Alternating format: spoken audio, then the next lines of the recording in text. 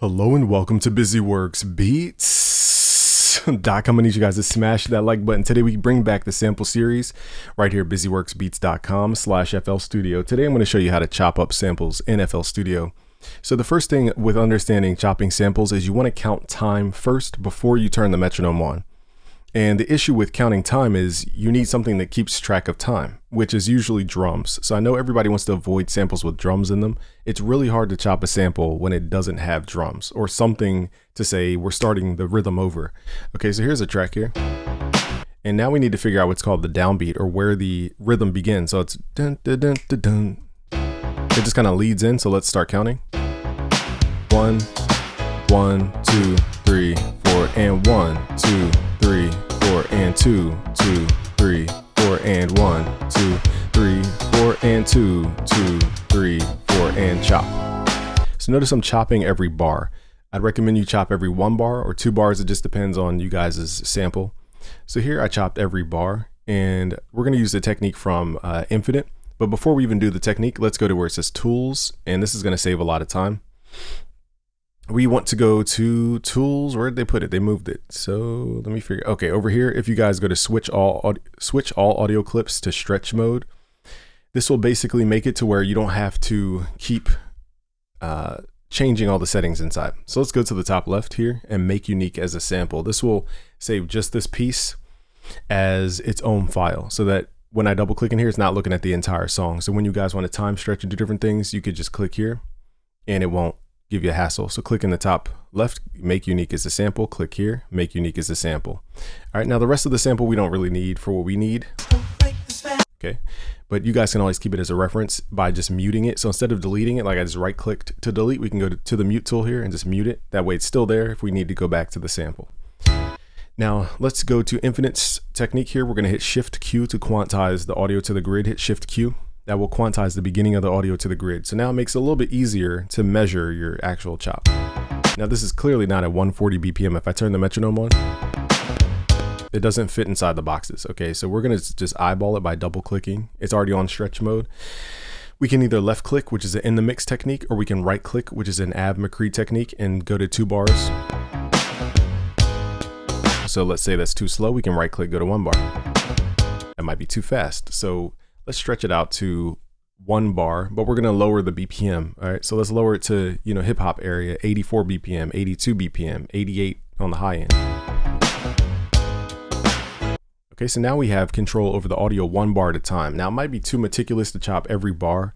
So again, it just depends on your song and how much work you guys want to put in. But keep in mind, when you chop every 2 bars, sometimes humans drift in timing. So you might be chopping to the bar, but it might sound something like this. I'm going to purposely make this offset. Well, it's already offset. So let me double click and make this 1 bar. So what I did was I nudged the audio to the right just a little bit, because that's emulating human timing. I want to show you guys what happens sometimes when we chop 2 bars at a time versus 1 bar.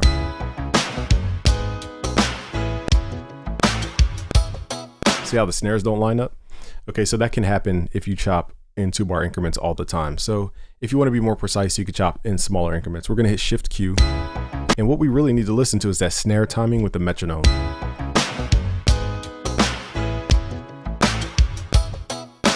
All right, so it's pretty lined up. That lets you know it's lined up.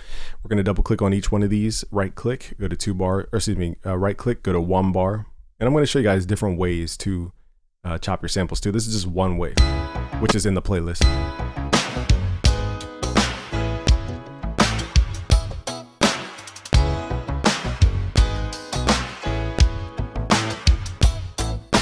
Okay, so that's one way, and what we can do is just simply drag it around like a Lego piece and rearrange it. The only issue is we can't perform this, okay? So if you guys want to perform your samples like an MPC or something like that, we need to find the actual audio file, the original, and we're gonna right click and we're gonna open this up in Slice, okay, Slice X. Now inside of Slice, this is a little bit tedious, but you have to make it full screen for this technique to really work, and I haven't done this in a while, but I think if you hit if you do the shortcut M, I think it is. So let me find that shortcut. I'm pretty sure it's M. Yeah, if you add a marker by hitting the letter M on your keyboard, you can create what's called a chop. So what we're going to do is zoom in, and we are going to click this button. I know you guys can't see everything, but there's this little left right button, and I think it follows. Oh no, slide seat. Never mind. Yeah, we want to turn that on anyway. And because if we make chops and we're offset, we want everything else to be offset. If not, just turn that off. That's not a big deal. But I was actually trying to turn on this little preview window so that we can follow it as it goes, but I don't know where that button is, so it doesn't really matter for this example. So let's zoom in, and every time we want to make a chop, we're going to hit the letter M and then hit enter on the keyboard. So now I got to listen to the music. 3, 4, and M. 2, 3, 4, and chop. 2, 3, 4, and chop. 2, 3, 4, and chop. 2, 3, 4, and chop. 2, 3, 4, and chop. 2, 3, 4, and chop.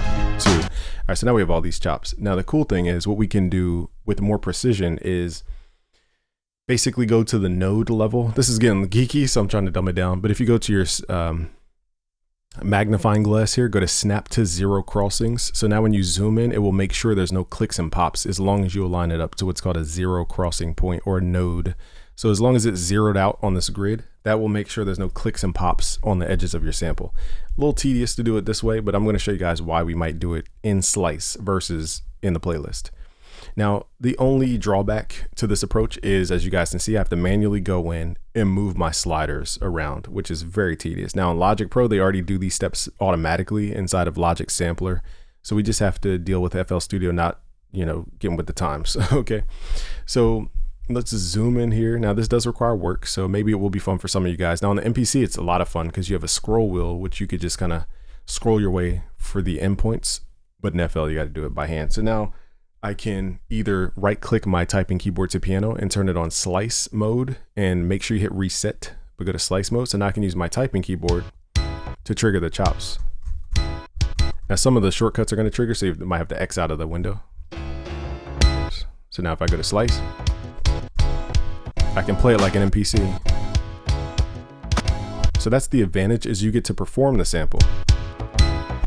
So if you're not just looping a sample,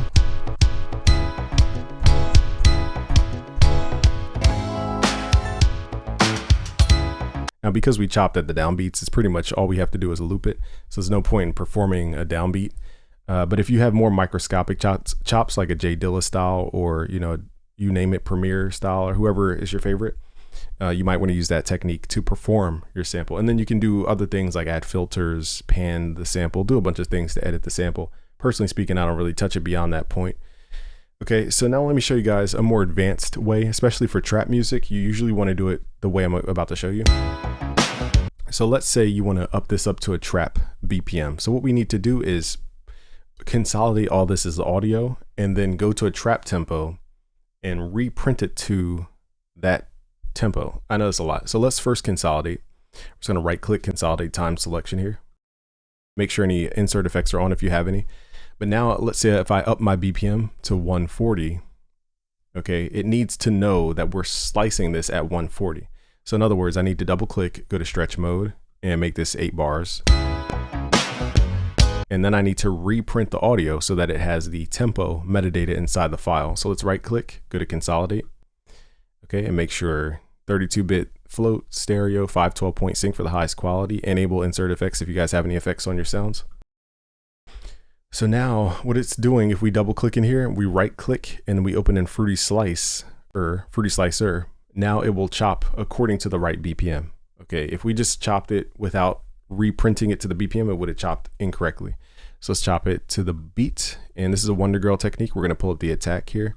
And now you can perform this, but it's piece by piece. So the only drawback to this technique is the volume is very low. So you have to turn it up. All right, and let me see here. Let's add the pattern 2, which is the MIDI version of Fruity Slicer. And we need to click here. Make sure we click dump beat to piano roll normal, and that will lay out the chops in MIDI. So now I can mute the audio. And the reason we do this as well is because now the sample fits the groove of the BPM and not the other way around, where we're trying to force our trap drums around a 90s groove.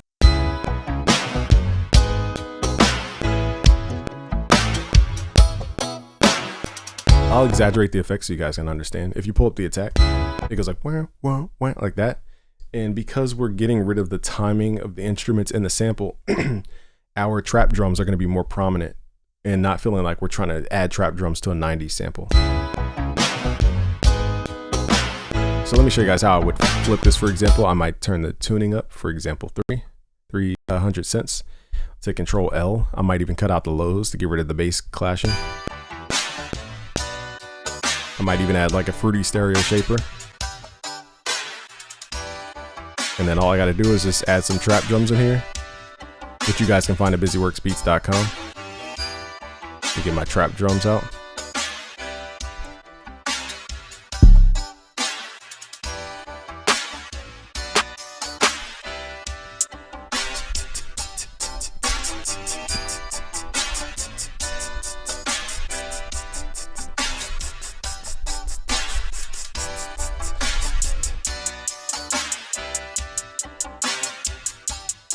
Let's add a little. So now I'm just in production mode. I'm gonna show you guys how to piece all this together. So 1, 2, 3, blank, blank, blank.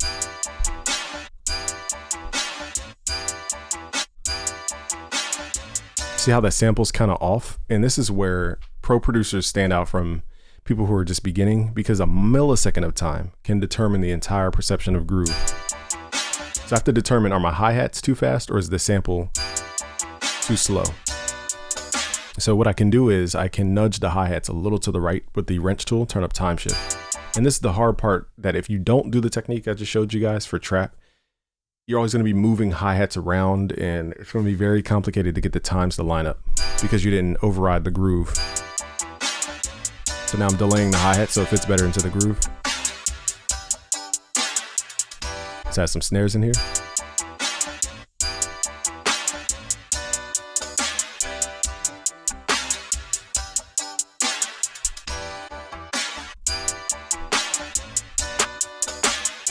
So now we just need some 808. And that's how you modernize older samples, that Wonder Girl technique.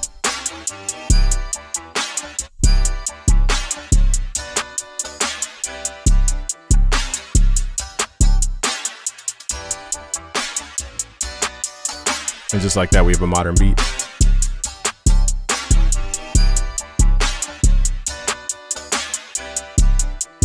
Now, let me show you guys the contrast. Now, if I just use the audio,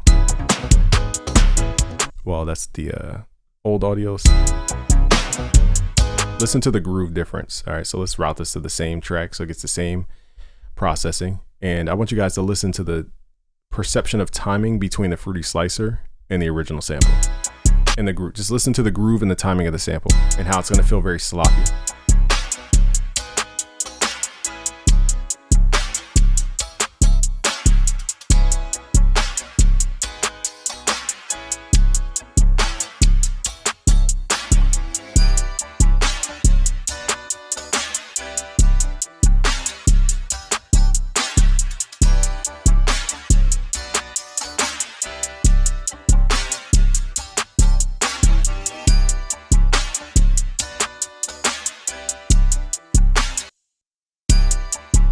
See how when you listen to the sample as is, we're listening to the sample groove more than the drum groove. And that's a small detail that a lot of people overlook.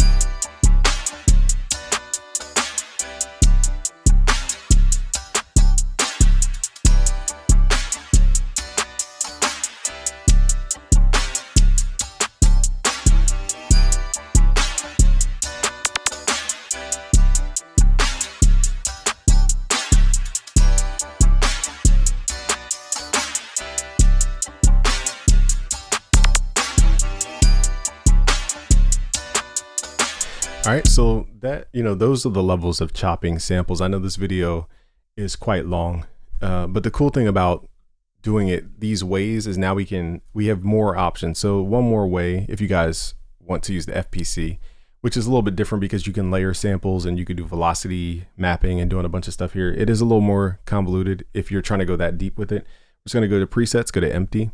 I just want to show you guys real quick how you can drag the chops out of Edison if you hit Alt. Okay, to open up both windows. That's how you open up multiple windows in FL. So now we just need the windows open, and then we're going to highlight the marker, just double click, and then you can drag this little icon, okay, make sure you guys can see. So in the top right of Slice X, you can grab that little drag icon and drag it over top of a pad. So let's do that. And now it drags right into the pad. And then you can right click up here on the typing keyboard and then put your preset on FPC if you're using a typing keyboard. So now you can trigger the FPC with your typing keyboard or your MIDI controller starting at middle C, I believe. Let me turn my piano off. Just got to figure out where.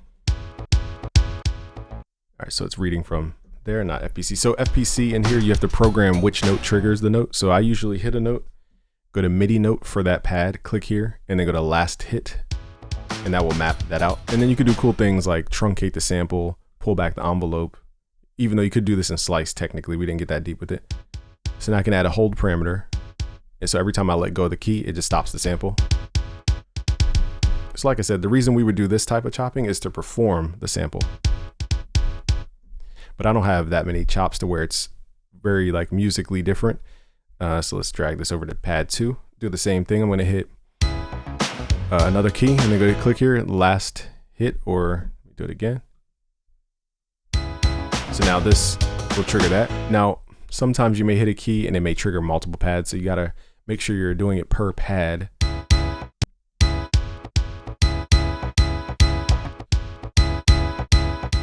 And like I said, you guys can tune samples. You can do velocity spreading. You could do a lot of stuff inside of FPC. So I'm not going to bore you guys to tears. You can do cut groups. I'm not sure you can do that inside of Slice. So a lot of cool things. And you can also do different outputs as well. And I think you could do that inside of Slice as well. So if you want to mix just this pad by itself and not this one, you could do that. So that's how you chop up samples in FL Studio. I'm not going to bore you guys to tears, but if you guys want to learn more about sample beats, go to busyworksbeats.com/premium. Peace out, guys.